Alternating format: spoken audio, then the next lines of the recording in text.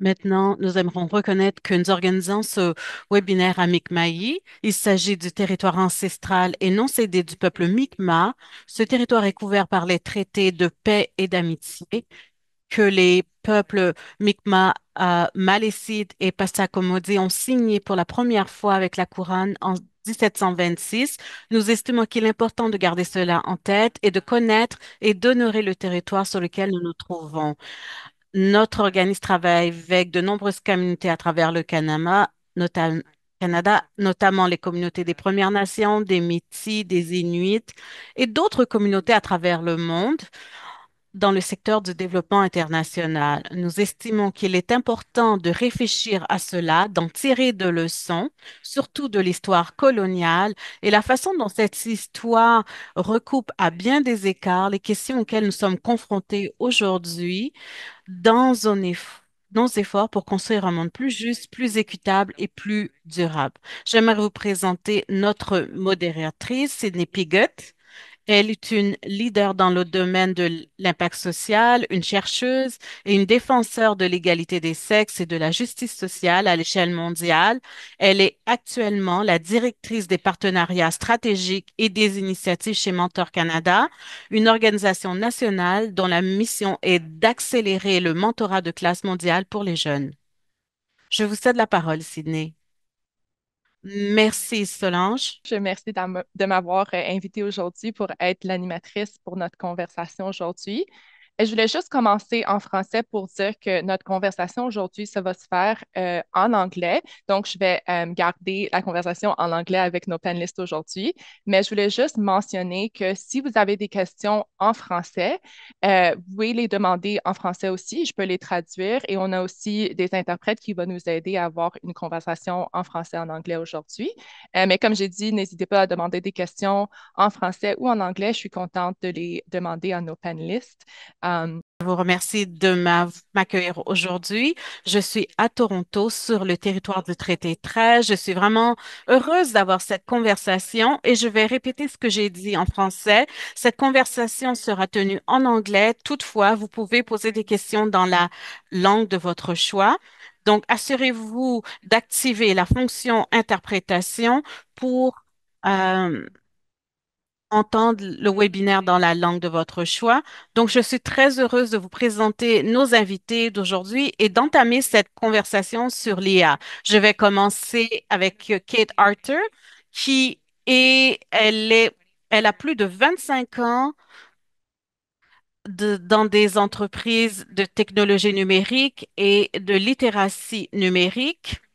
Son nouveau livre, Est-ce que qui aide à redéfinir les littératies dans cette ère de l'intelligence artificielle.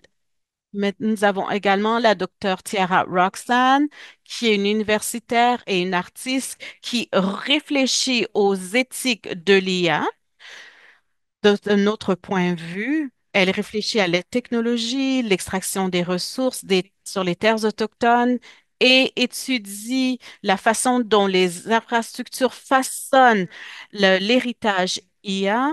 Elles ont, elle a également un livre à présenter et qui essaie de démêler ces questions de l'intelligence artificielle. Raymond également est un avocat. Il est vraiment à l'avant, nous assure de bien utiliser l'IA. Il a contribué à la formation pour la Coalition pour la justice technologique ainsi qu'au groupe de travail africain sur l'IA et la vie privée. Donc, c'est vraiment un groupe fantastique. Je vais débuter avec les questions pour tous nos panélistes. Peut-être que nous allons commencer avec Raymond pour cette première question. Quels sont les impacts positifs ou négatifs avez-vous observé de l'IA dans les communautés, dans les réseaux, les espaces où vous travaillez? Je vous cède la parole, Raymond. Je vous remercie de m'avoir invité. C'est vraiment un privilège d'être avec vous aujourd'hui. Et pour répondre à cette question, l'IA a eu de nombreux impacts à travers le globe. Où nous avons observé l'IA s'insérer dans la recherche, l'éducation. Je suis un étudiant postdoctoral. Mes professeurs n'aiment pas que nous utilisions Chat euh, GPT pour la recherche. Et l'IA est un problème dans le domaine universitaire, mais c'est également un avantage pour tous ceux qui se trouvent dans le sud global pour nous aider à accéder à des connaissances afin de faire nos recherches.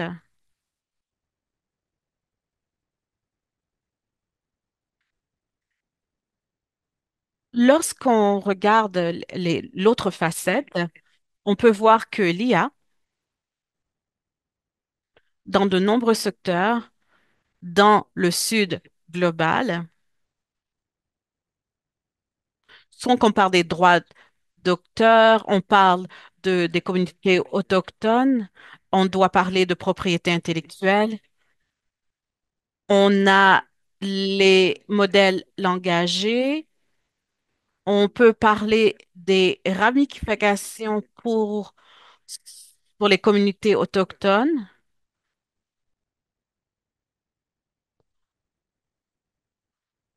Donc, nous avons des auteurs et leurs livres pourraient être résumés par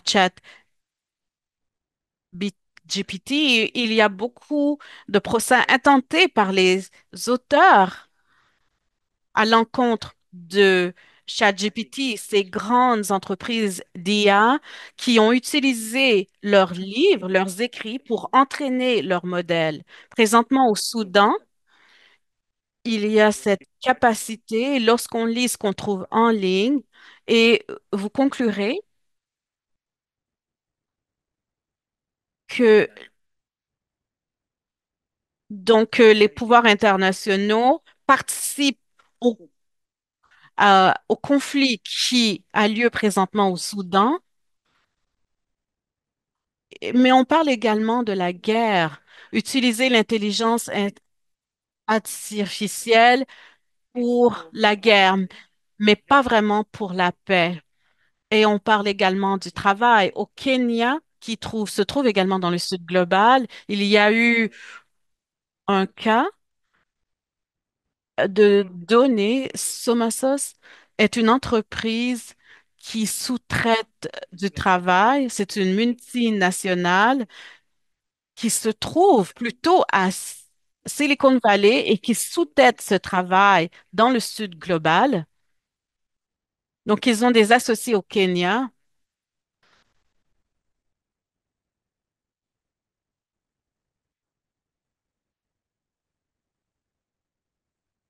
Désolé, ceci était inaudible pour l'interprète. Nous avons également observé des enjeux reliés aux données et on peut se mettre d'accord que les données sont euh, ont une grande valeur. Et lorsqu'on parle de colonisation, auparavant, on extrayait des ressources du continent africain par les pouvoirs coloniaux, mais maintenant, c'est à travers le monde. On essaie de recueillir autant de données que possible du sud global, notamment en Afrique et en Ouganda. Il y a une lutte euh, en termes de régul- réglementation. Donc, il y a un combat avec Google parce que Google ne se conforme pas à respecter la confidentialité des données. Nous, on parle aux communautés africaines, en bénéficient certainement, mais il y a également des enjeux à propos de la santé. On parle bien sûr de santé mentale et on pose des questions à ChatGPT et on lui demande de tout faire, des scénarios où ChatGPT donne des conseils à des jeunes et les incite à commettre euh, un suicide. Donc, il y a bien sûr des impacts négatifs en termes de santé mentale. Donc, l'IA affecte tous les secteurs dans le sud global. Et avant d'oublier, puisque je, je suis un militant dans le monde de la justice et euh, la justice climatique, euh, il y aura un effet papillon dans le sud global. Et surtout, si on parle de transition verte, quelle est la quantité d'électricité utilisée par ces banques de données, puisque ces grands centres de données demandent non seulement de l'eau, mais surtout quand on regarde le continent africain qui soutient la construction de ce centre de données. Je sais que cela crée des emplois et attire les investissements, mais on regarde un, un continent qui a des problèmes en termes d'énergie. Mais quand on regarde cela du point de vue d'une personne qui habite le continent africain et lorsqu'il voit ces centres de données s'installer dans le voisinage, il y a déjà des conflits. Qu'est-ce qui se passe lorsque ces centres de données se seront installés chez nous? C'est tout ce que je peux vous dire à ce sujet. Merci, Raymond. Je pense que cette comparaison des données, les comparer au pétrole, bien sûr que c'est quelque chose de recherché, mais ça a également un effet destructeur pour l'environnement. C'était une excellente analogie. Je cède la parole à Tiara maintenant. Je vous remercie. Je remercie Raymond d'avoir partagé ce que vous avez dit. Premièrement, j'aimerais vous remercier de votre présence et bien sûr pour le réseau de coordination des conseils de nous avoir invités. C'est une occasion d'apprendre, de recevoir, de donner. Et pour ceux d'entre vous qui sont avec nous, à travers ces frontières numériques qui occupent différents territoires, qui ont tous des vulnérabilités, et ceux qui regarderont cela à l'avenir, je vous remercie de votre présence. Je suis dans l'État de New York et je m'excuse de ma prononciation. Je suis sur les territoires qui appartiennent au peuple Wappinger, qui parle, qui était parlé par les Kurapos, les Warman et les tribus Mombonak. Je, j'ai également, j'ai un héritage également notamment de l'Italie. Et j'aimerais exprimer ma reconnaissance à tous ceux qui sont présents et tous ceux qui étaient là avant nous, qui nous ont réunis et ceux qui partageront ces histoires grâce à leur résilience et la solidarité.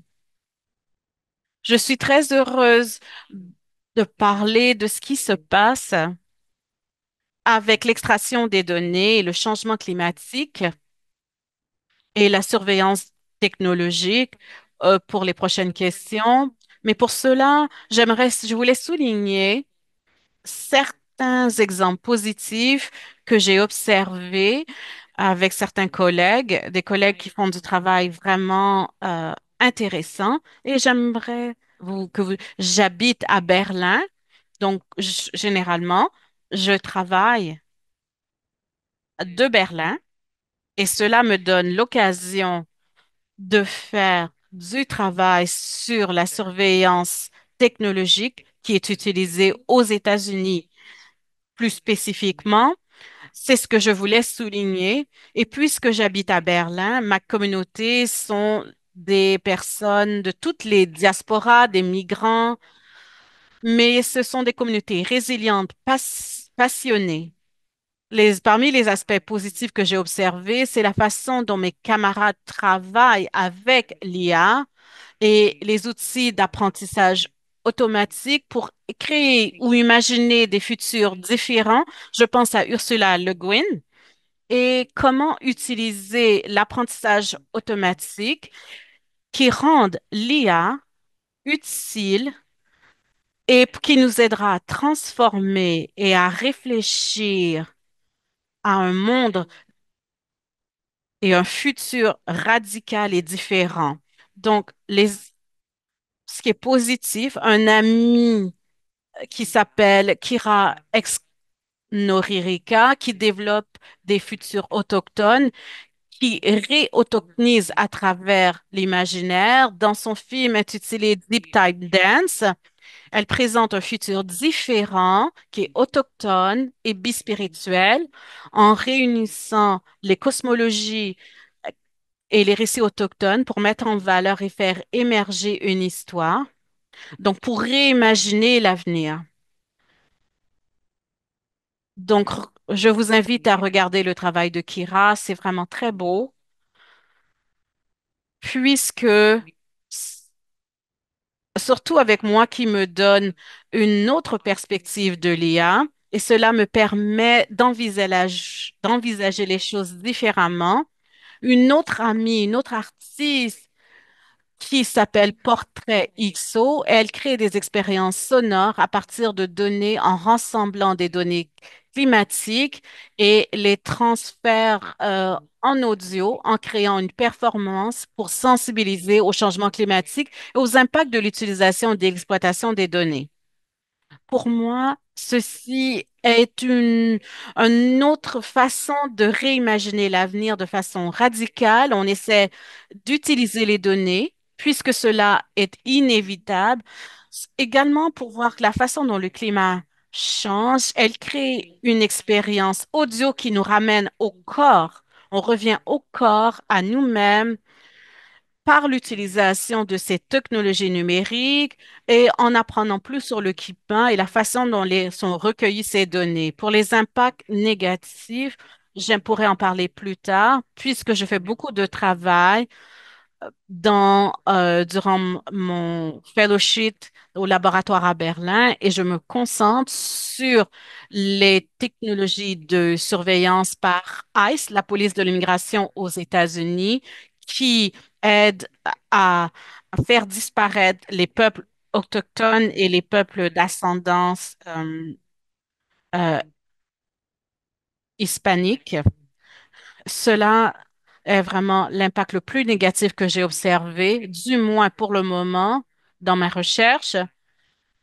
Et selon ma descendance également, c'est la façon dont on utilise cette technologie de surveillance utilisée contre les communautés autochtones pour les faire disparaître. Merci Tiara de cela. Cela me rappelle d'une vidéo que j'ai vue sur TikTok, cette jeune femme qui étudie les politiques en IA aux États-Unis a vraiment souligné comment elle éprouve de l'optimisme envers l'IA, bien qu'elle en soit critique.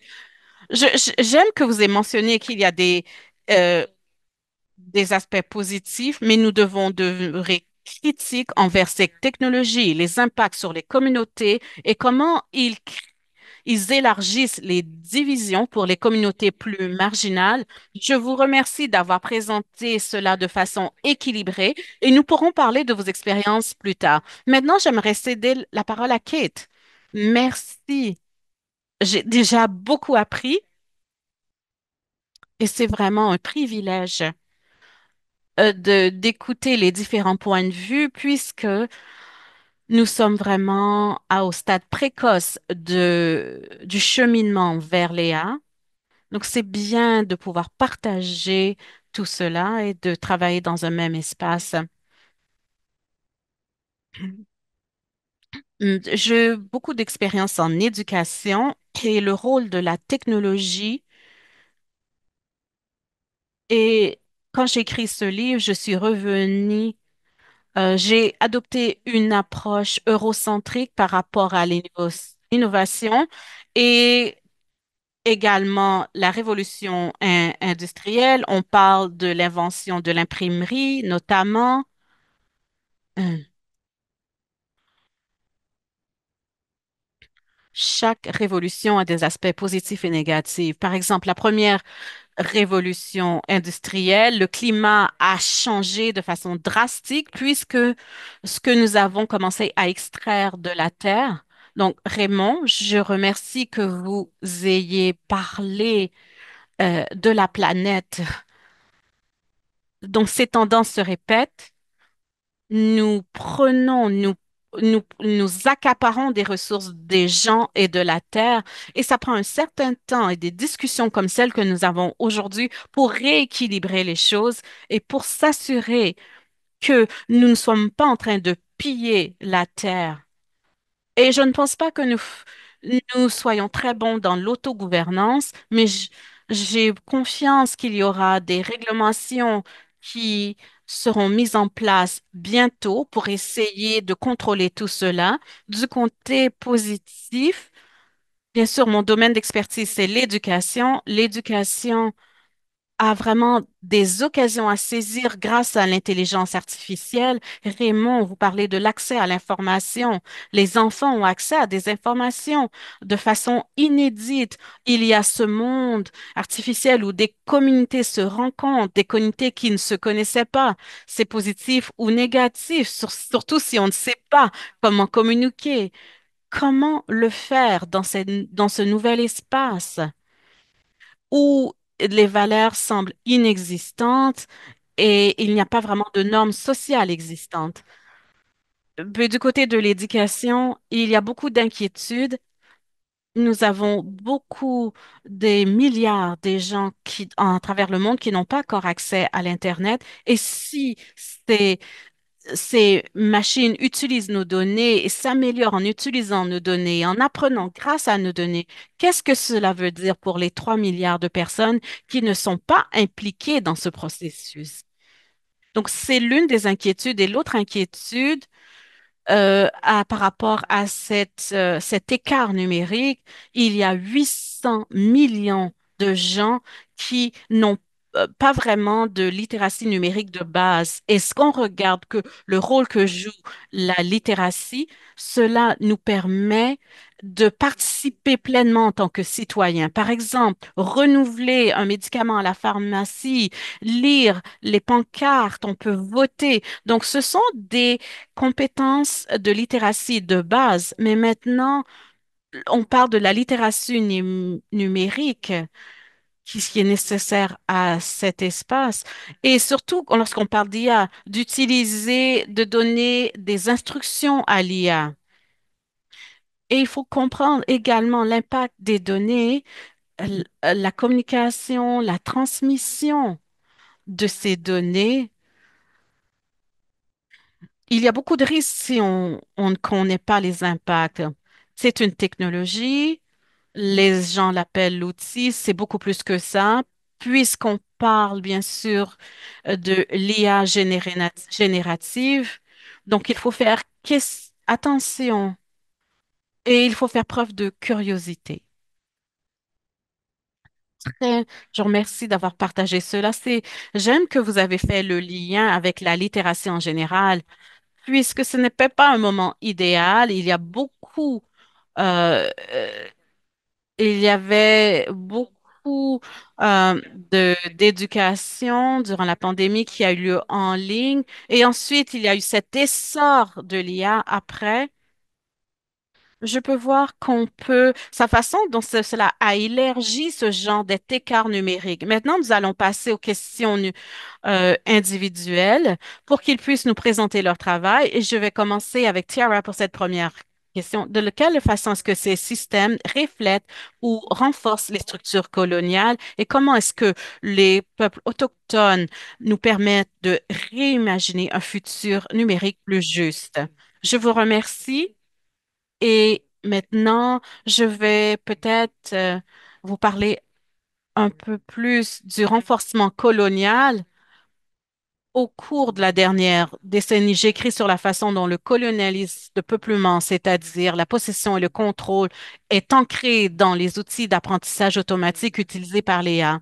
Au début de ma carrière universitaire, j'ai commencé à explorer comment l'extraction et l'effacement des données prenait essentiellement des modalités coloniales lors de l'extraction d'informations sur les communautés autochtones en Amérique du Nord.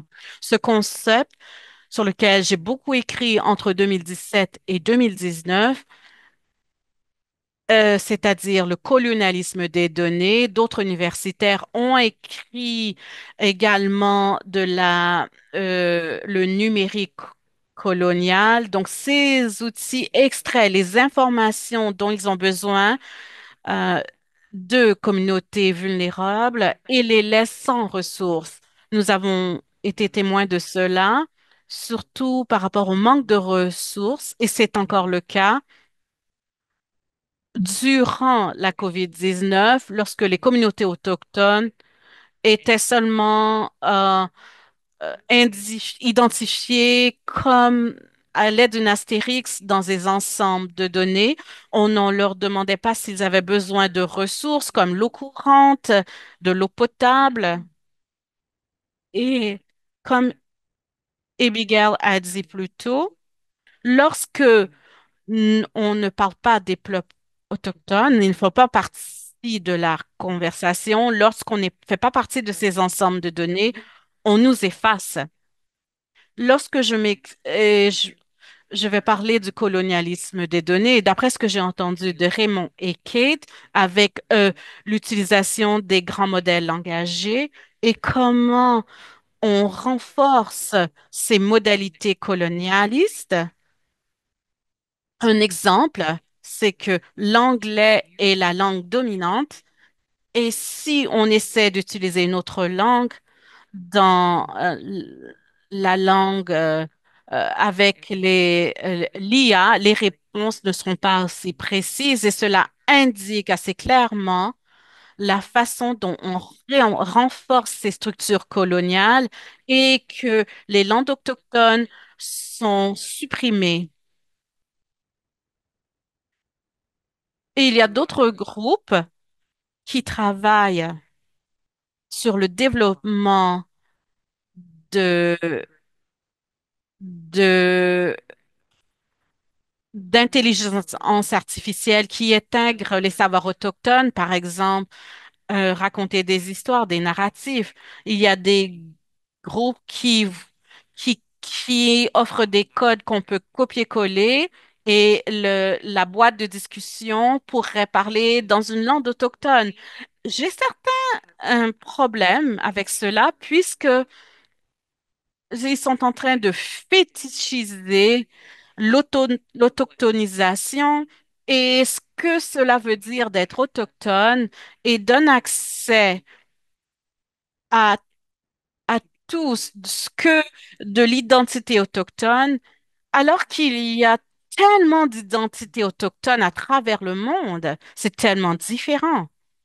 Mais je suis également reconnaissante de ces réponses anti euh, euh, apprentissage automatique. Je travaille sur un projet de recherche avec un laboratoire à Berlin où cherche, cherche une façon de tuer l'info nuagique ou kill cloud, terme inventé par Chian Westmoreland.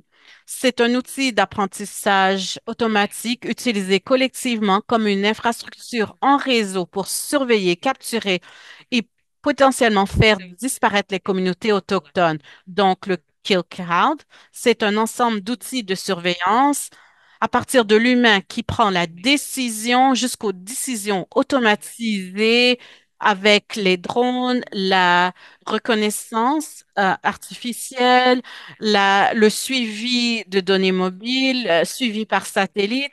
Maintenant, je fais des recherches dans la façon dont cela est utilisé par ICE. Par exemple, Palantir, c'est une entreprise technologique américaine qui utilise des données pour surveiller les comportements et le quotidien des gens. ICE utilise Palantir pour capturer les communautés autochtones et bien sûr, cela renforce les structures coloniales et afin d'effacer les communautés autochtones, mais pas les immigrants et les personnes sans statut. Et c'est important d'utiliser le terme communauté autochtone et pas les personnes illégales ou immigrants, puisque les personnes sont ciblées. Ce sont les communautés autochtones euh, mexicaines, puisque ces gens n'ont pas traversé la frontière les a envahis. Une partie de cela, on doit voir comment ces technologies de surveillance comme Palantir sont utilisées, essayer de continuer à se réunir, peu importe les frontières numériques ou non, et créer un sentiment de communauté pendant cela. C'est ce que nous faisons ici. Nous nous rassemblons en ignorant les frontières physiques et numériques et nous avons cette conversation où nous partageons ces connaissances. Je pense que cela est assez spécifique, un exemple clair d'une approche décolonialiste et féministe. Merci, Sarah. J'ai vraiment apprécié comment tu as pu revenir et démontrer comment on est dans cet espace, regarde nos perspectives. Ça fait juste une heure ou 30 minutes, la moitié d'une heure, et j'ai appris tellement de vous toutes et tous. En vous écoutant, c'est génial, merci. Alors, Raymond, je veux savoir, dans le sud mondial, comment est-ce que vous pouvez former vos acteurs dans l'intelligence artificielle, que ça soit plus approprié pour les réalités locales? Merci pour la question. Hum, J'aimerais vous donner un exemple en réponse. Il y a quelques années, on a eu un projet, on l'appelait projet Launch, je pense. Et maintenant, c'est questionné en Kenya, le projet. Mais ce que le projet faisait, c'est ça faisait un scan des yeux et prenait ces données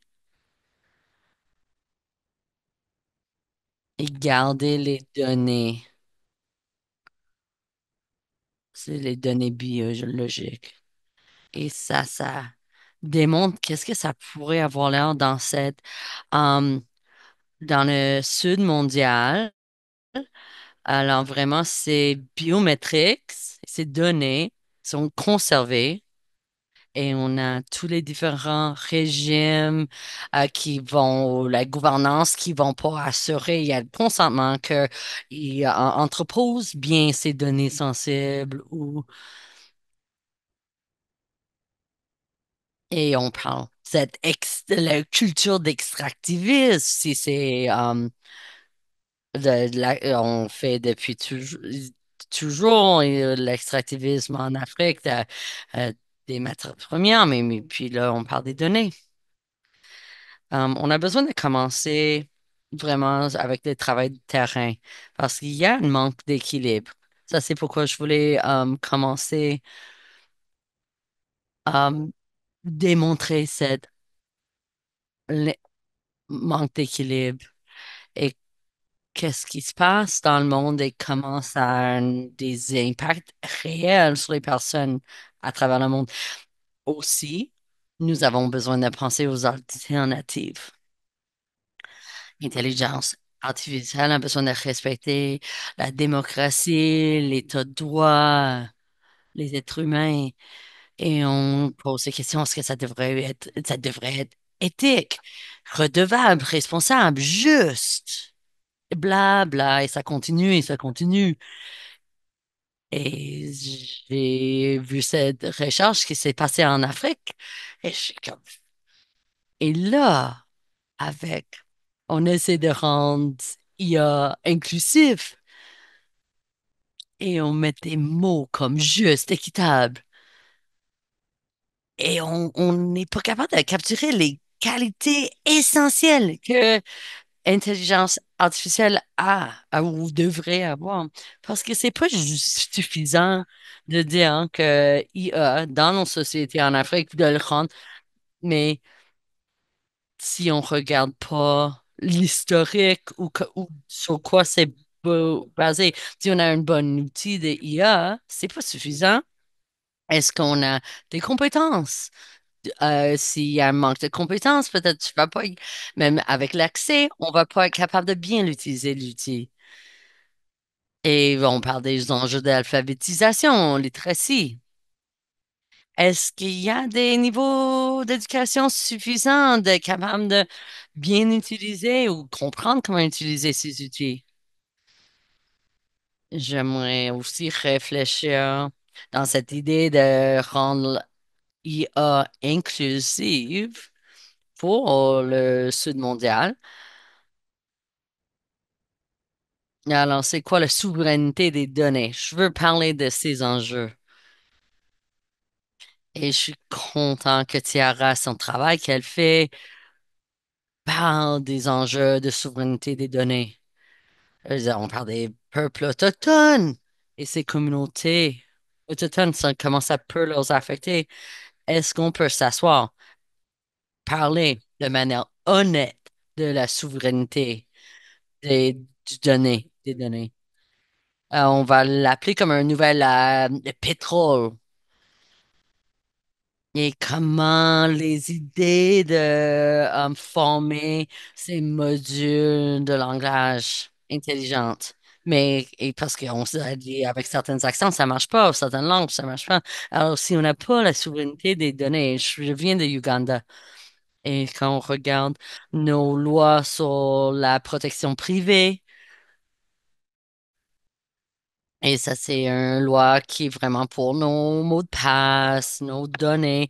Dès qu'il y a des contrôles de données, si c'est une affaire de Google ou quelque chose, ça, c'est nos lois locales. On a quelque chose, ça vaut l'équivalent de 6 $ américains ou canadiens.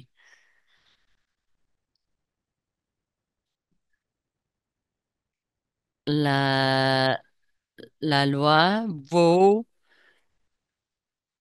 505 000 $ américains, ou juste pour la violation de ses droits. Alors, si vous avez un petit amende à payer, alors c'est Google, est-ce qu'ils vont protéger les données s'ils ont juste besoin de payer un petit argent? Si c'est juste 5 000, 6 000 $, comment, si ils suivent pas la loi, oublie ça. Non, ça coûte moins cher pour eux autres de bafouer, d'ignorer les lois. Si, alors nous avons besoin de, comment est-ce qu'on renforce nos lois si et on a besoin de parler des enjeux de c'est quoi la redevabilité des chaînes de travail. Je parle de l'enjeu des travailleurs et travailleuses. Comment est-ce que est quelque chose qu'on fait euh, à Kenya sur toute la chaîne d'approvisionnement. On peut, on peut pas juste dire inclusif, on a besoin vraiment de faire les participations qui vaut de quoi sur cette chaîne. Comment est-ce qu'on peut aligner la révision et la gouvernance pour l'intelligence artificielle et que ça prend compte de dignité humaine et puis de la conception de ces systèmes. Des systèmes qui sont conçus dans le milieu occidental, dans le nord global, avec ces idéologies occidentales, et puis sont utilisés dans le sud mondial. Est-ce qu'il y a une manière réelle de participer? Qui gère ça? Qui fait la conception? Qui raconte l'histoire quand on parle de notre futur? Est-ce que c'est nous? Est-ce que c'est dicté même d'une corporation multinationale, quelque part dans Silicon Valley, genre? On sait, est-ce que c'est Meta, la compagnie Alphabet? C'est qui? Ou est-ce que c'est les personnes qui sont réellement impactées, qui sont via l'extractivisme de leurs données, qui reçoivent rien en récompense ou en valeur? Alors, Nous avons besoin de réfléchir encore. C'est quoi les retombées, c'est quoi les conséquences de ces technologies?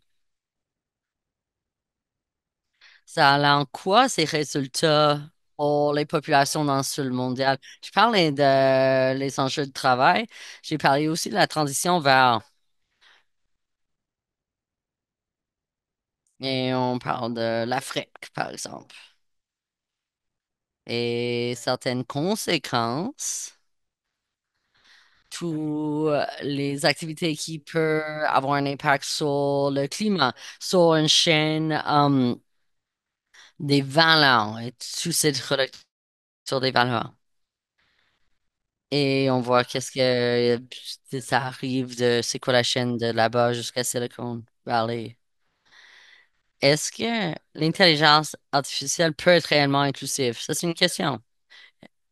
Est-ce que si on pose la question, est-ce qu'on va vraiment, est-ce que c'est possible d'avoir cette inclusivité dans l'intelligence artificielle? Et selon moi, je pense que c'est possible, mais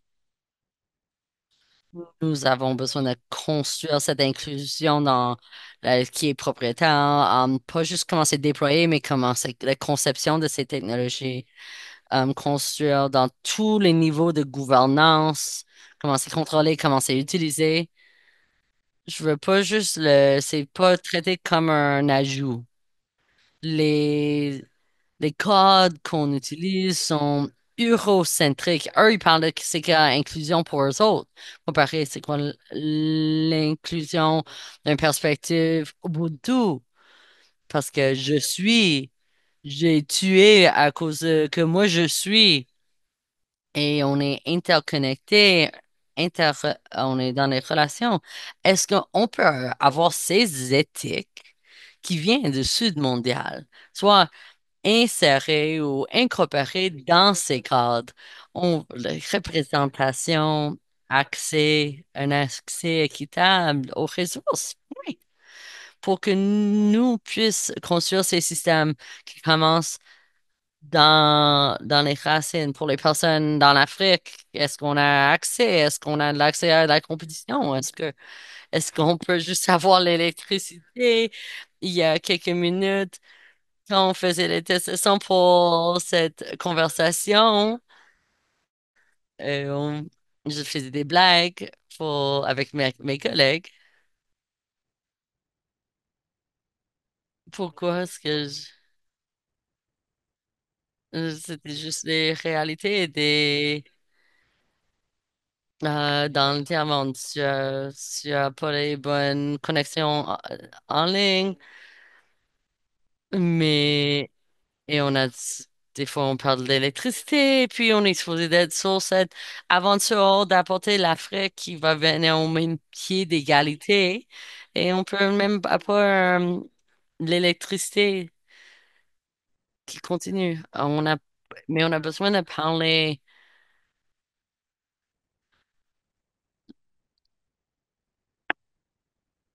Il y a un enjeu que et je suis l'obstruction.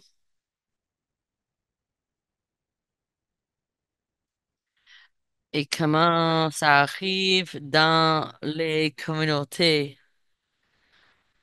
et comment on peut les affaires sont, on parle d'extractivisme, comment on fait la redistribution, on parle des enjeux systémiques et je vais essayer de conclure sur ce point et je veux regarder les possibilités, comment toutes les communautés à travers le sud mondial peuvent l'utiliser. Merci beaucoup pour la question et je retourne ton parole. Merci, Raymond. J'adore comment vous avez parlé de tellement d'imbalances ou des manques d'équilibre en pouvoir quand tu parlais de tous les exemples. Le coût, le coût, juste de suivre les lois, hein, c'est plus moins cher que le coût. Ouais, le coût c'est, c'est plus facile de pas suivre la loi parce que tu payes juste un fois par année 6 000 piastres américains, c'est rien. Google, Apple, et souvent ils payent les milliards ou les millions de dollars et ils vont. Alors, évidemment, un amende de 5 000 piastres va rien faire. Et on voit tous les différents niveaux de les inéquilibres de pouvoir, comment c'est nord, sud, c'est institutionnel. Il y a tellement de différents points que vous avez pu mentionner. Je pense que ça démontre comment faire une approche transformatrice dont on a besoin d'être systémique. On peut pas juste regarder un défi et puis lutter contre un autre défi à la fois. On veut regarder systémique. Merci beaucoup pour vos réponses. Maintenant, je vais passer la parole à Kay pour notre dernière question sur la compréhension et l'alphabétisation numérique. Comment les personnes vont être plus équilibrées vraiment et avoir les meilleures stratégies pour contrer le colonialisme numérique. J'ai quelques minutes, alors je vais essayer de rentrer dans ces questions de c'est quoi d'être alphabet ou un alphabet. C'est d'être cette compréhension. Alphabétisation, c'est pas juste lecture et écrire. Non, c'est une forme de communication qui existe depuis toujours. Alors, j'aime parler des Incas dans l'Empire à Pérou. Ma famille à Pérou passait beaucoup de temps en train d'étudier leur format de communication. Et mon arrière-oncle, quand j'étais en Lima, il m'a partagé son travail avec moi. Il a dit que je suis en train d'étudier les kipunots. C'est des tissus avec des nœuds et des couleurs et les différents ficelles. Et il essaie de décodifier um, comment leur alphabétisation fonctionnait et s'il y avait une manière de communiquer. Et lui, parce qu'il fait des mathématiques et des photographes, et il essaie de décodifier leurs nœuds et ces nœuds qui poussent. Et je dis ça parce que c'est traditionnel de parler et utiliser la communication dans leurs vêtements. Ça, c'est traditionnel. L'Inca est colonisé par les Espagnols et la majorité des Kipous étaient tués, massacrés, il en reste peu et la majorité de leur manière de communiquer, leur histoire, leur récit était aussi effacé. Et maintenant, je commence à avoir cette crainte, encore une fois, dans le milieu de l'intelligence artificielle parce que on va diviser cette idée d'alphabétisation. Ça va être, on a besoin de trois affaires pour être alphabet. C'est un canal dans la période des Incas, c'était les personnes qui couraient pour livrer un message. Ou on utilise la poste, genre, et aujourd'hui, on utilise l'Internet. On a besoin d'une manière d'envoyer ces données. Puis la deuxième affaire, il faut accès. Si vous n'avez pas un crayon stylo, papier stylo, tu peux pas écrire, tu peux pas écrire tes récits, tu peux pas faire des archives, tu peux pas construire sur pour l'innovation. Et ça, c'est la même chose aujourd'hui avec les ordinateurs et les téléphones intelligents, etc. Et puis, c'est des compétences. Si vous n'avez pas les compétences de décodifier cette information, tu vas pas être capable de participer. Alors, tout le monde est ici, on parle anglais, tu me comprends, on se comprend bien, on a cette capacité de comprendre. Tu peux décodifier ce que je dis en écoutant ma voix. Ça, c'est les trois éléments que nous avons besoin. Alors, quand on parle de vraiment compréhension, littératie ou alphabétisation numérique, on a besoin de réfléchir qui a accès aux outils, qui a pas accès au canal. Et puis, au niveau éducatif, comment est-ce qu'on peut assurer que tout le monde a accès aux compétences nécessaires pour l'utiliser? Idéalement, il y a beaucoup de personnes qui ont accès à l'Internet, mais nos données habitent dans les réseaux, les compagnies américaines. 60% de nos données sont de la propriété de Microsoft, Google ou un autre AWS. Alors, si jamais, ouais, il y a eu un manque d'électricité à AWS hier, et puis l'impact, c'est mondial. Alors, on a besoin de savoir qui contrôle, qui est la propriétaire de nos données. Faut- Si on va vraiment parler de souveraineté, nos souverainetés sont gardées.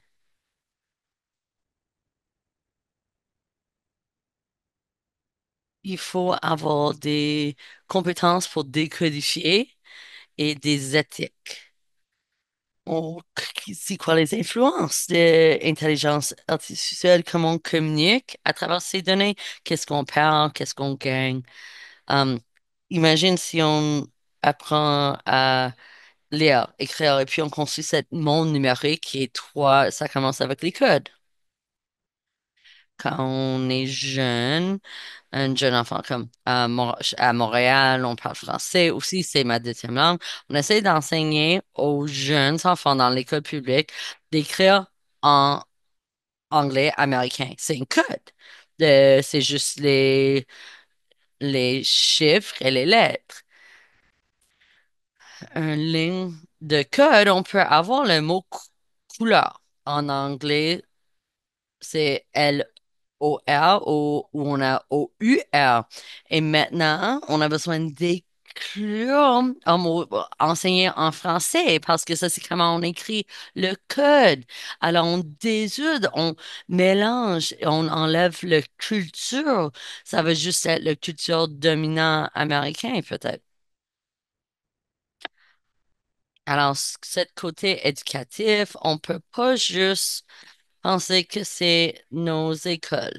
Ils sont pas rapides, ça change pas rapidement parce qu'il faut bien les construire. Ils sont rigoureux, ça prend du temps de bien assurer qu'il y a des bons données.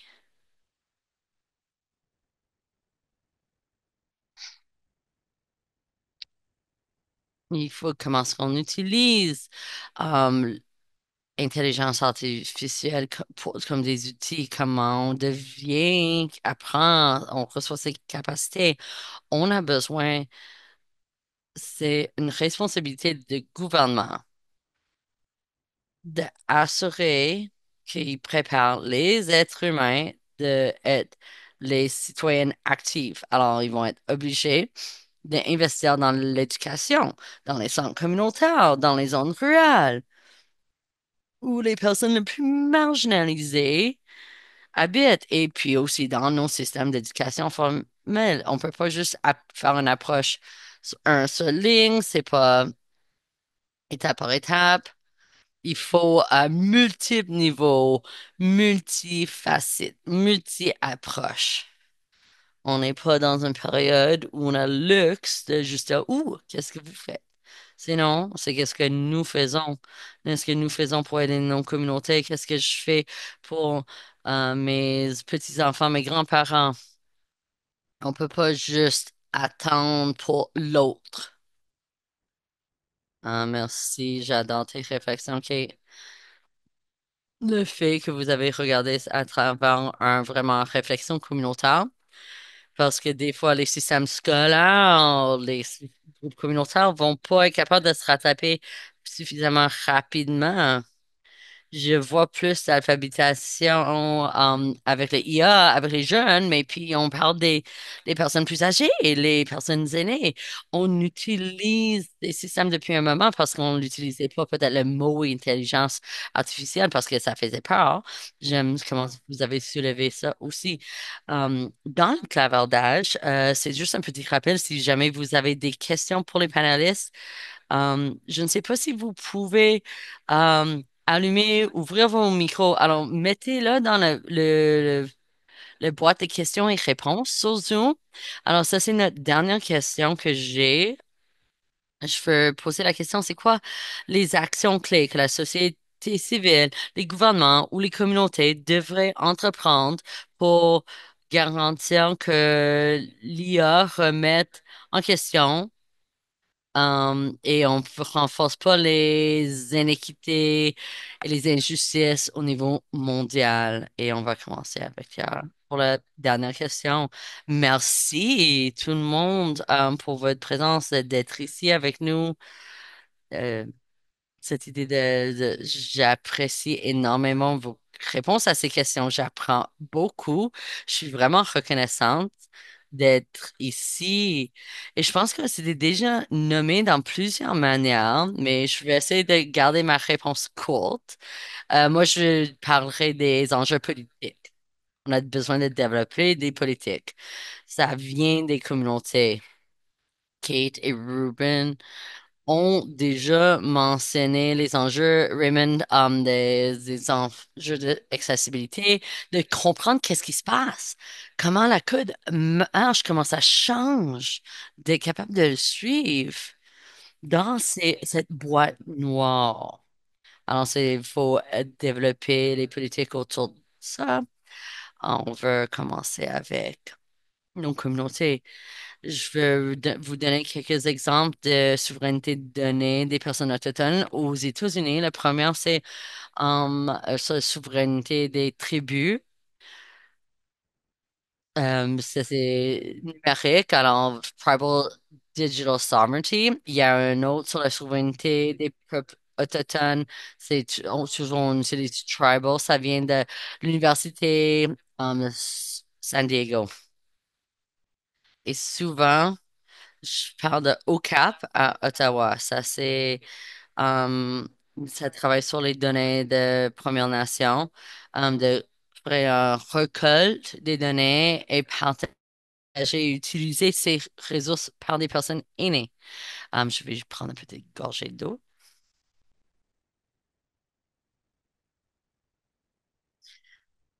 Et ça, c'est Ownership Control Possession. Alors, ça, c'est leur acronyme. Alors, c'est d'être propriétaire, avoir contrôle et posséder leurs enjeux.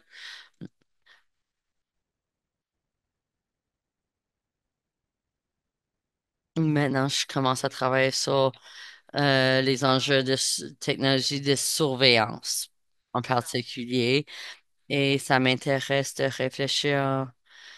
Pas juste parler des enjeux des souverainetés des données autochtones, mais et donner accès à toutes ces personnes, les aînés, des académiques, etc., les artistes, mais aussi de regarder comment les technologies de surveillance sont utilisées contre ces communautés et comment nous pouvons aller vers ces communautés ou travailler avec ces, ou regarder ou travailler entre ces technologies de surveillance.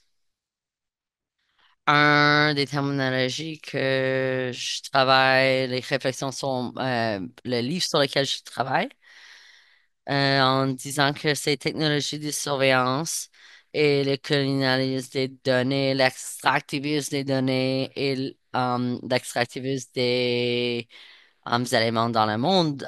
Évidemment, ça déplace les communautés autochtones et vulnérables pour voler ou utiliser leurs affaires pour ces technologies. Et ça influence énormément les communautés autochtones. Alors, si c'est les, le minier, l'extractivisme, ça fait beaucoup, beaucoup de mal du sang aux communautés euh, autochtones. On parle de cette idée de Um, on utilisait de honter, c'est comment c'est tourmenter et comment on peut retomber l'autre côté. Comment ces technologies sont en train de hanter l- comme dans un tourmenter les communautés autochtones, mais comment on peut faire ça de manière réciproque et leur déranger, leur tourmenter. Ça m'intéresse énormément comment on va juste travailler avec ces communautés et essayer de surveiller, utiliser ces technologies comme un contre-violence, une violence contraire, mais moi, je n'utilise pas ça comme une violence, c'est leur déranger. Je réfléchis dans mon Entre le livre de Kate et le vôtre, eh bien, j'ai de la lecture à faire. J'ai hâte de m'y plonger.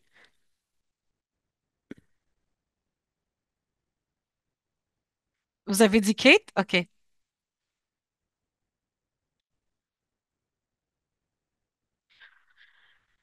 L'une des choses que j'aimerais demander est que je leur demande que vous fassiez preuve de curiosité et d'apprendre les fondements de base de l'IA. Ce que j'ai observé, on demande au gouvernement, au monde des affaires d'agir, de créer des politiques pour protéger la planète et les gens.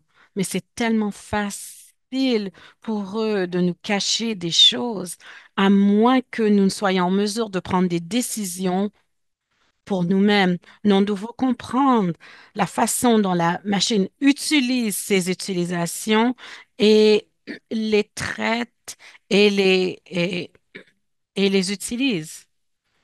Comment est-ce que nous voulons, ce que nous, plutôt que, à quoi nous attendons-nous de notre gouvernement, du monde des affaires et des communautés? Et sans cette littératie numérique, nous ne pouvons pas participer à la conversation. Il y avait quelque chose sur mon un site internet, c'est l'IA pour tous, c'est sur Coursera, c'est accessible, c'est gratuit. Mais si on n'est pas en mesure de comprendre ce qui se passe, nous devrons tout simplement obéir à ce qu'on nous dit de faire. C'est un bon attel. Vous l'avez mentionné auparavant. C'est que, donc, ceci est pour tous. Nous devons tous agir. Donc, c'est un bon appel à l'action. Et pour la dernière remarque, je cède la parole à Raymond.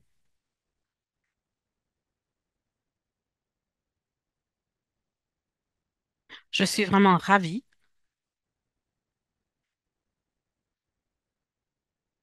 Je suis le seul panéliste qui n'a pas publié un livre. Les gens ont des cours sur Coursera, des livres, mais je suis inspirée. J'aimerais écrire un livre.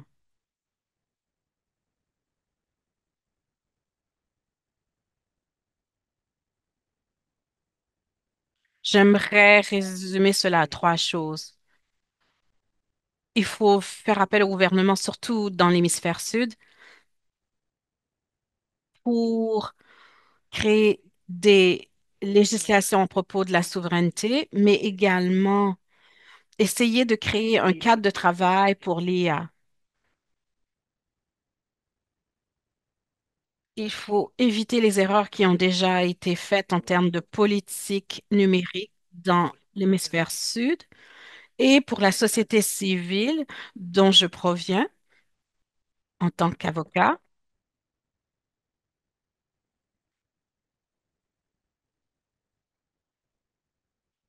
On veut créer vraiment des repères éthiques, demander de la transparence.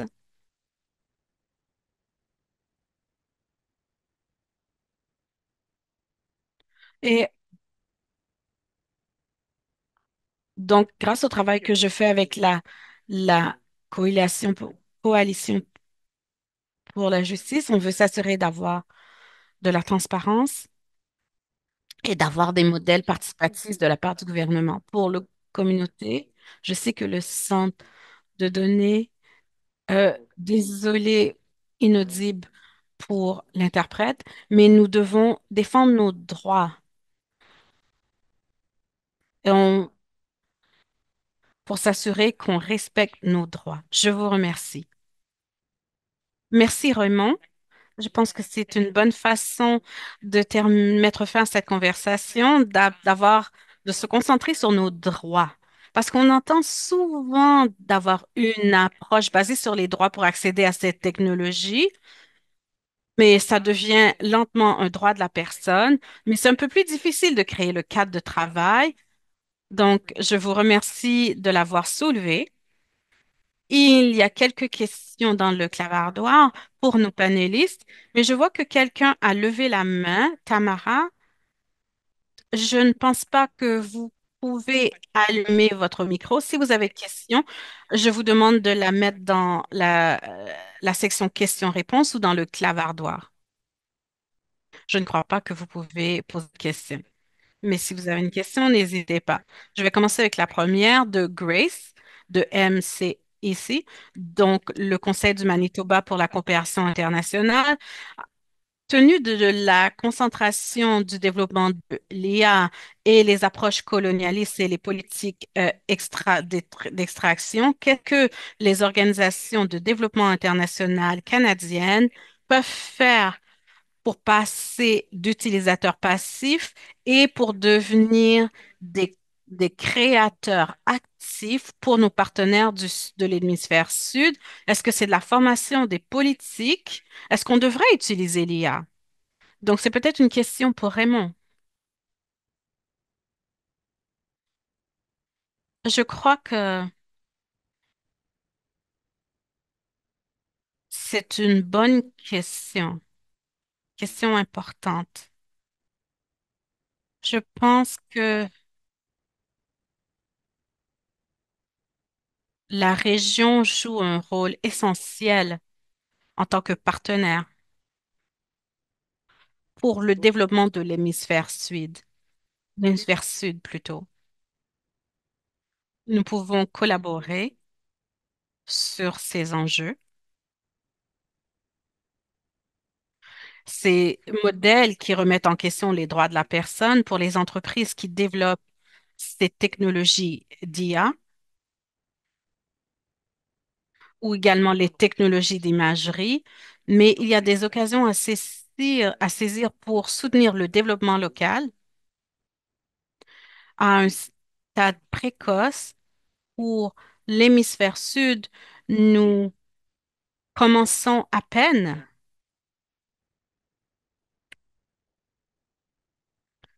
et encore l'imputabilité est essentielle. Et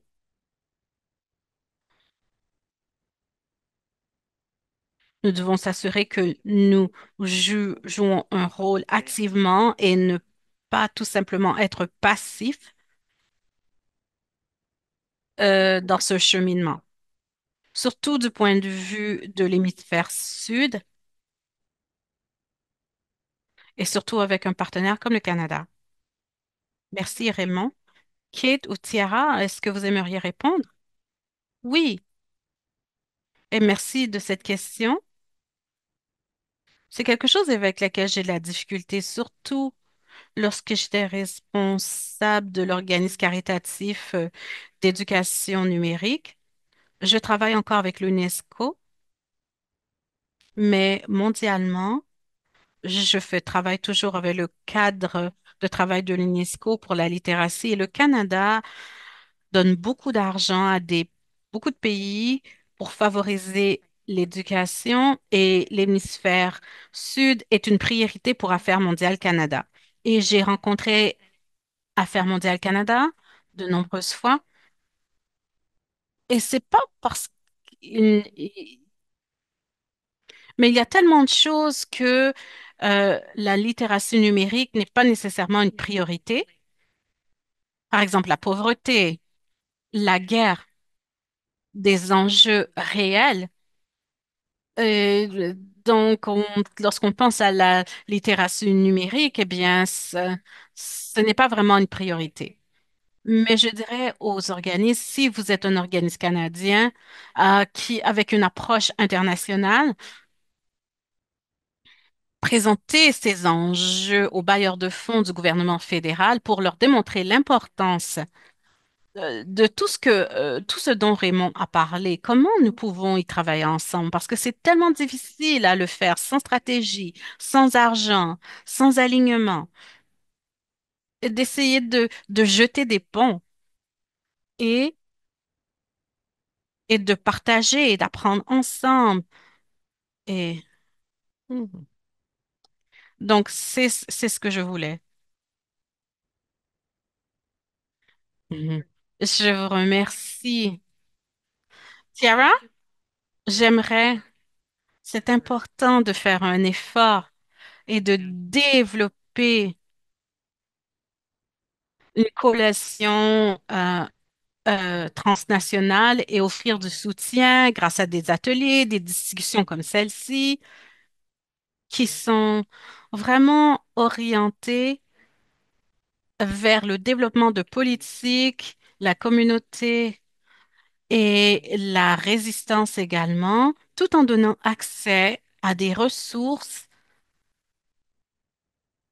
et de comprendre les différences avec l'utilisation des technologies numériques et l'utilisation de l'IA selon la sphère géographique, politique ou économique. Merci d'avoir partagé cela. Tous les trois, vous avez répondu à ces questions. C'est les étapes que les organisations de développement international canadiennes devraient entreprendre pour s'assurer de l'aspect éthique de ces outils numériques ou de ces outils d'IA, pour s'assurer qu'ils respectent ces règles éthiques.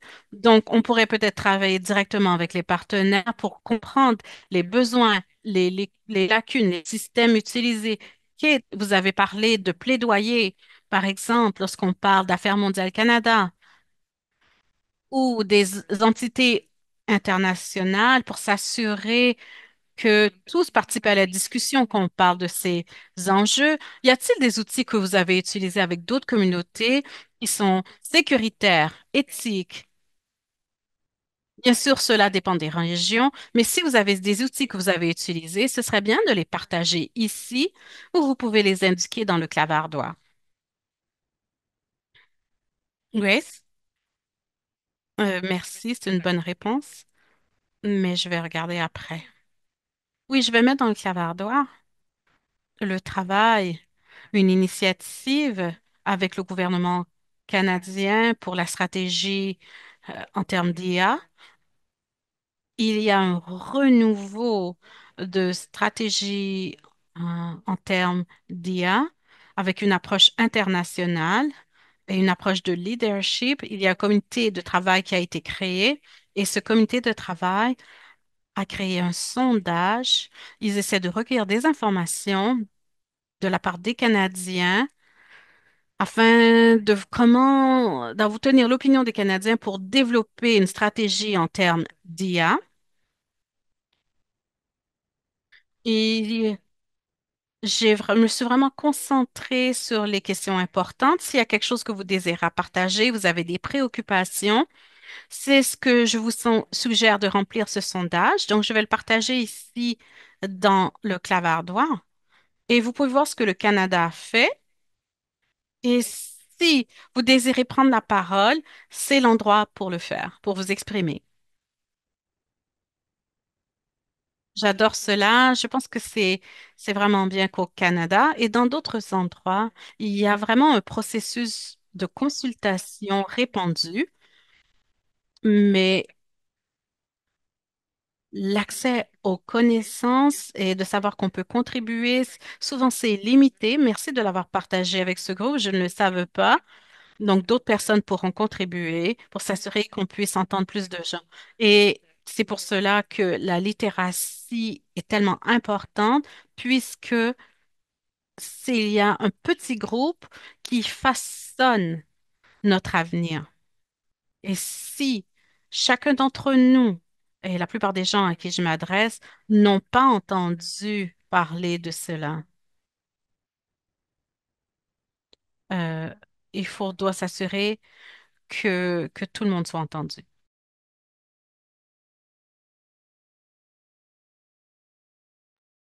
Merci, ça va me faire rappeler sur un questionnement ce que vous avez parlé. C'est un organisme aux 1000 langues et il y a un partenariat aussi, c'est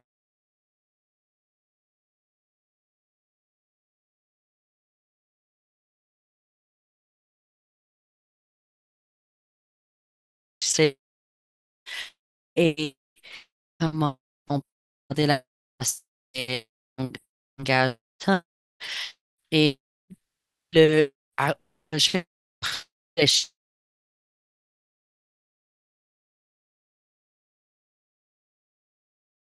que les personnes qui sont en avant dans cette course de technologie et cette course linguistique, qu'ils sont aussi là pour prendre soin. Et je suis pas affiliée à un organisme, mais un grand ethnologue de Ojibwe. Il a travaillé dans les différents langages des Premières Nations. Ça m'intéresse et c'était comme quand même dans la jeunesse, j'ai réfléchi. Alors, ça m'intéresse à voir les intersections avec ça et la technologie. On a une dernière question, vraiment intéressante. Comment est-ce qu'on peut créer une manière balancée pour les pour et les contre, les enjeux des outils de IA et comment on gère les aspects négatifs, positifs? C'est une bonne question. C'est un défi, évidemment, parce qu'il y a tellement de choses qui se passent et il y a tellement de références aussi à différentes histoires, analogies, il n'y a rien qui compte à 100%. IA, c'est unique.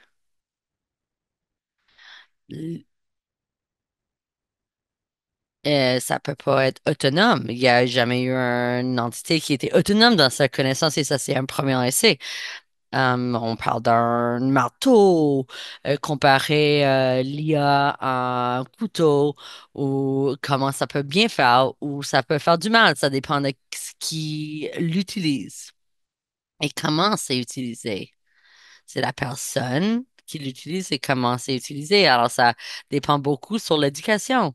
Et quand on parle de IA et de l'IA conscientisation, parce qu'il y a un impact sur les êtres humains et la planète. Ça peut avoir des impacts positifs si vous utilisez de intention comme technologie, il y a des manières, des bonnes manières de l'utiliser ou ça pourrait causer beaucoup de tort.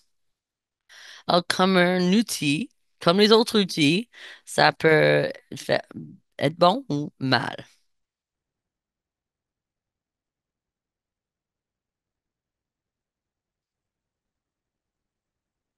Je pense qu'on a besoin de prendre une pause et arrêter. Je sais que Kate a posé un peu la dévide ou l'iniquité de connaissances. Mais je veux poser la question, qui a l'infrastructure nécessaire quand on utilise des différents serveurs, quand c'est gardé dans les nuages numériques? Il y a une personne dans la Grèce qui fait du travail sur le technolo-féudalisme. Je ne sais pas, vous avez regardé ce livre qui était très populaire. On parlait de l'électricité. On veut parler des données de qui informent l'intelligence artificielle. C'est qui, les personnes, la connaissance qui va former l'IA. Est-ce que c'est les peuples autochtones, le public général? Qui écrit ces outils? Qui écrit ces affaires? Comment est-ce que ça change les gouvernements? C'est quoi les influences?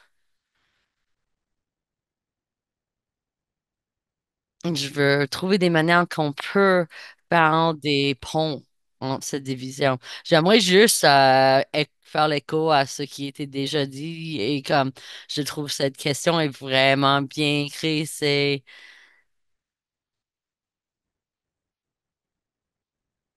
Ça m'invite à réfléchir à comment on peut mieux balancer.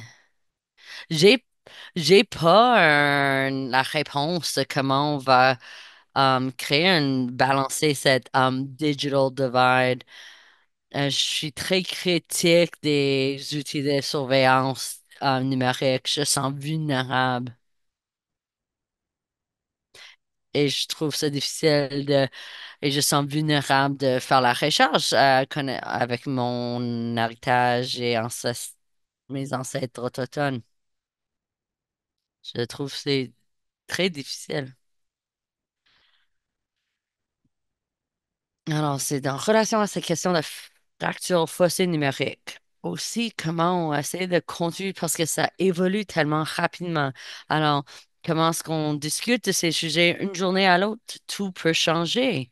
Et je pense que Raymond a mentionné cette manière de comment ils scannent les yeux et tu as parlé de surveillance et toutes ces technologies. Et dans un autre mot, je parle un programme pour faire le transfert d'argent. Alors, c'est une majorité des réfugiés de Syrie, mais aussi de Palestine. Et c'est un programme de l'ONU et ils utilisent pour scanner leurs yeux pour donner l'argent aux réfugiés. Alors, beaucoup de personnes, et moi inclus, ont trouvé ça un peu bizarre parce que ça réduit les coûts, parce que ça coûte vraiment moins cher le programme. C'est juste 4 sous par dollar. Alors, plus peut aller vers les réfugiés. Par contre, c'est très dangereux de déjà euh, forcer les populations vulnérables de donner sur leurs données biométriques pour avoir accès à l'argent. Alors, il y a des pour et des contre. Tara, vous avez bien mentionné les points, mais il faut, alors je pense qu'il faut avoir ces discussions. On ne peut pas les négliger et des fois, oh, je vois juste une affaire de clarification. Et que c'est les données de qui forment l'IA. Parce que l'IA utilise tout le temps, il utilise mes données comme Google Classroom, et il y a plein de plateformes qui utilisent les données pour former l'IA. Est-ce que c'est bon que c'est tout le monde ou c'est moins bon? OK, ça c'est, je peux essayer de te répondre. Si vous prenez un outil d'IA, c'est pour une affaire les médics. Et si c'est formé sur les données sur les hommes blancs. Mais cet outil est utilisé à la ville où Raymond habite en Uganda. Et l'outil m'était formé sur les données des hommes blancs. Et c'est pas utilisé avec les hommes blancs. Imagine, il y a plusieurs cas,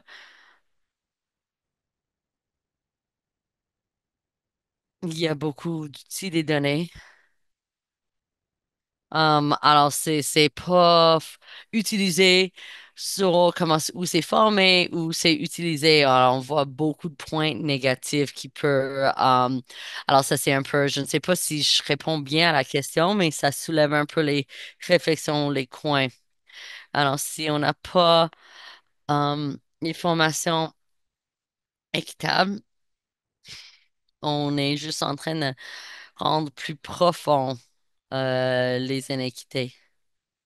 Et l'IA générative apprend des données qui est déjà dans le système et ça va apprendre les billets qui sont déjà dans le système et tous ces préjugés. Alors, ça renforce ces apprentissages. Je peux mettre un lien dans le chat ou clavardage qui parle de c'est quoi les effets nuisibles sur les personnes racisées et les femmes. Et regarde, il y a d'autres recommandations dans le clavardage. Alors, j'adore les questions de l'audience et les panélistes. Et merci de me rappeler de l'heure parce qu'on a presque terminé. Je veux remercier nos panélistes. C'est un affaire très intéressant. Ça a provoqué beaucoup de réflexions. Je pense même les panélistes. Alors, merci énormément. J'ai déjà écrit beaucoup, beaucoup. Alors, même dans mes réponses, j'ai pris en note plein d'affaires. J'espère que vous avez pris en note des ressources. Et l'équipe à RRC va aussi partager. Je veux quand même remercier nos interprètes. Je sais que ça porte des défis. Alors, j'apprécie beaucoup que la conversation est disponible en français et en anglais. Des fois, on prend pour acquis parce que je comprends les deux. Alors, merci d'avoir pris le temps d'assurer que les personnes peuvent écouter et participer en anglais ou français. Et je veux remercier l'équipe de RRC. Merci pour euh, l'occasion de revenir. J'adore ces occasions d'apprendre avec vous, d'être ici, animer ces conversations. C'est tellement incroyable, surtout avec un public tellement engagé que vous. Alors, je vais repasser la parole à Solange pour clôturer. Oh, merci, Sydney. J'aimerais juste demander à tout le monde de prendre un instant de remplir notre formulaire pour nos commentaires. C'est dans le clavardage. S'il vous plaît, suivez-nous sur les réseaux sociaux et faire partie de nos conversations continues. Demain, on a une autre session. Ça continue. Et vous êtes le bienvenu. Et on aimerait vraiment remercier tout le monde qui était à cet événement. Je sais que Sydney avait déjà remercié tout le monde, mais j'aimerais juste dire même à tous les participants, merci à nos personnes présentatrices. On apprécie énormément vos connaissances que vous avez appris, vos réflexions. Et Sydney, merci pour l'animation, la modération. Vraiment, vous avez porté ces discussions professionnelles et merci à nos interprètes dédiés. On, on apprécie vos efforts pour assurer qu'on a des communications inclusives. Et merci pour nos conseils, l'RLC, nos collègues, tous vos coordinations, soutien. Merci à tout le monde et j'espère qu'on se voit demain. Merci. Au revoir.